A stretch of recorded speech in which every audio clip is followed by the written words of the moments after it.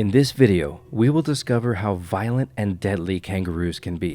This is ultimate misfortune. Not the least of many things that make Australia famous are its kangaroos. These unusual macropods, estimated to number 50 million on the mainland, rarely cause problems for humans. That does not imply, however, that they are innocuous beings. They have strong teeth, claws, and powerful back legs that can deal lethal blows as well as other formidable weapons to fend off any attackers. The eastern gray kangaroo, western gray kangaroo, red kangaroo, and antilopine kangaroo are the four species of kangaroo. The largest is the red kangaroo, which can reach a height of 2 meters or 6 feet and a tail length of an additional 3 feet. They have a maximum weight of 90 kilograms or 200 pounds. They are undoubtedly not the kind of animal you want to fight with. Males occasionally view humans as threats, primarily due to the way we stand. It might be considered a challenge to stand erect on 2 legs in front of a male kangaroo. Although kangaroos rarely attack humans, when they do, the consequences can be disastrous. It appears that kangaroos do not fare well in captivity. They require unrestricted movement and may exhibit behavioral issues if kept in small enclosures or wildlife parks. Because of this, a permit is needed to keep them, and permits are not granted arbitrarily. An Australian citizen kept a western grey kangaroo as a pet without the local government being aware of it. Peter Ides, an animal enthusiast well known in the community for his herd of 60 alpacas. He founded the Agnes Alpaca Stud in 1997 because he was devoted to his animals. He named each alpaca because he knew them all by name. However, he was determined not to ignore the orphaned Joey kangaroo he had come across. He raised the Joey on his alpaca farm for 3 years while tending to his health. Even though Peter took care of the kangaroo's every need, eventually the kangaroo would turn against him. The exact events of this fateful September 2022 day remain unknown, but the western gray Joey had reached adulthood by then. It was breeding season and he was sexually mature. The kangaroo was full of natural aggression and an innate need to establish his dominance because his testosterone levels were very high. The kangaroo ran over to greet Peter as he emerged from the paddock to feed the alpacas. Its current height was 1.3 meters, or 4 feet 3 inches, and its weight was slightly more than 50 kilograms, or 120 pounds. Peter peered down at it and proceeded to give it a tender pat on the head. However, the kangaroo slapped him, not the usual friendly, cuddly-looking pet he had known for years. It surrounded him, slamming its front legs into Peter. The kangaroo kept lashing out its claws, cutting through Peter's skin as he momentarily retreated. After that, it made its big hit. It shot itself into the air, firing its 2 powerful back legs at Peter while balancing on its muscular tail. The blow came so suddenly that Peter staggered back and hit the floor. It didn't end there. Even though the kangaroo's opponent was defeated, it still believed that Peter was in its domain. Every time Peter attempted to stand up, the 77-year-old was kicked fatally in the head by the creature. His head was cut and bleeding as he was knocked down. Before going completely dark, Peter felt the pounding and swirling energy. Inside the alpaca paddock, he was lying on the ground and the kangaroo was standing over him. Hours passed before a family member gave him a call. When they got back to the house, they saw Peter lying on the ground and hurried over to him, even though Peter had not responded inside his house. When he stopped responding, they called emergency services right away. The kangaroo refused to let the paramedics get close enough to the fallen man, though they were racing to save Peter. It lunged toward them, preparing to deal its own deadly blows. The kangaroo stood in their way, but they could see that Peter was still alive because his chest was still rising and falling. They required support. After being called to the scene, policemen shot the kangaroo. It was then too late when the paramedics arrived to Peter. It was too late to save him. His injuries had claimed his life. The attack rocked Redmond, a town in southern Western Australia, and was the first kangaroo-related death since 1936. Tragically, Peter's love and care for his animals had turned into something else. He had previously declared that he wanted to be buried next to Claudia, his favorite alpaca, when he passed away. The Swin HHO farm in Northumberland, UK had farm workers turning out their herd of cattle from 2 large wintering sheds onto pasture on April 3, 2016. Every year in the spring, they carried out this procedure, and the turnout had continued without any incidents until that point. However, everything was about to alter. After spending the entire winter in the sheds, the beef cattle were agitated. When they were let out into the yard, they bucked and kicked. Seeing the animals at this time of year, when they are not cooped up for the long, dark winter, is always a delight. Alastair Nixon, a 62-year-old farmer, got on his quad bike and rode out of the yard, leading the herd along the bridleway. The cows were led into the field by an open gate that he had positioned the bike to block. The cows were herded out of the yard by other farm workers, who encouraged them to move along by waving their arms and yelling. The lively cattle bolted from the yard, clattering their hooves against the concrete. The 140 cows turned into the field as they encountered Alastair on his quad bike and started to push and shove each other along the bridleway. They ran to the far corners of the field and played in the grass.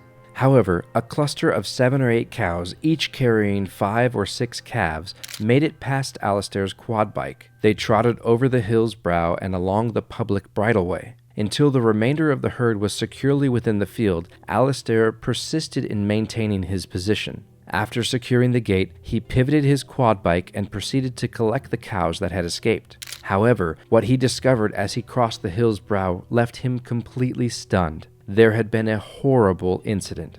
Maren Clow, 61, and her family were lodging at the farm's vacation cottages. They had all agreed to spend Easter holidays in Northumbrian countryside, and she was a primary school teacher from Greater Manchester. They went for a pleasant walk in the afternoon that day at approximately 3 o'clock, with Maren and her small grandchildren. Although having time to spend as a family was wonderful, there was danger ahead of them on the bridleway. Abruptly, they noticed the restless cattle emerging from the hill's brow. There were barbed wire fences on both sides of the path, which was narrow. With nowhere to run or hide, the family could see that this was a disaster that was directly headed their way. Everybody attempted to leap the barbed wire. Maren never made it through the fencing, but the small children dove through. Her feet clattered with hooves. The massive, more than half-ton beef cattle charged forward shoulder to shoulder. They resembled an unbreakable barrier that was advancing on her. Maren took a quick look around. She backed up against a large wooden gate, trying to squeeze herself between the wooden frame and the stampede. However, one of the cows collided with her directly. Its wide, square forehead, which had pushed the grandmother in front of her horrified family, was rock hard and solid, with its head down low. The air was pushed out of her lungs, and she gasped. The cow repeatedly struck her. Her family was unable to stop it, and it resembled a scene from a scary movie. The cow finally gave Maren a headbutt so hard that she flew over the wooden gate and landed on the other side with a loud thud. Alastair emerged from behind the hill a short while later, with the sounds of the family cries for assistance echoing below. Maren bravely battled while being taken to the hospital, but the damage had already been done. Her injuries caused her death 3 days later, leaving her family devastated and traumatized. The farm's owner was fined £72,500 and had to alter their farming methods, including posting warning signs about cattle and reducing the number of cattle that were moved onto pasture. But Maren, a cherished mother, grandmother, and elementary school teacher, would never return, no matter how much money or changes were made. Every year in the United States, dogs bite about 4.5 million people and kill between 40 and 50 people. However, the following tale was a truly singular tragedy. Wichita native Joseph Austin Smith was the life and spirit of any gathering. He was employed by Brown's Plumbing Services as a plumber and was 32 years old. Every morning when he walked into the office, he lit up the place and made his coworkers laugh so hard at whatever stupid thing he had said. Joseph loved the great outdoors and playing the guitar in addition to his work. Joseph and his friend left for a hunting trip on January 21st, 2023. They climbed into the pickup truck and headed out into Kansas' rural Sumner County. Regarded as one of the top 3 states for quail and pheasant hunting, it offers over 1 million acres of privately owned land that is seasonally open to hunters, in addition to 300,000 acres of public land. Joe and his friend planned to go deer hunting that day because it's a popular activity in the state. The pickup truck had a large German Shepherd, Joe's friend's dog, who followed him everywhere in the back seat. Joe was familiar with the dog. It was their dependable companion who went on all their adventures with them. But a terrible thing was about to happen.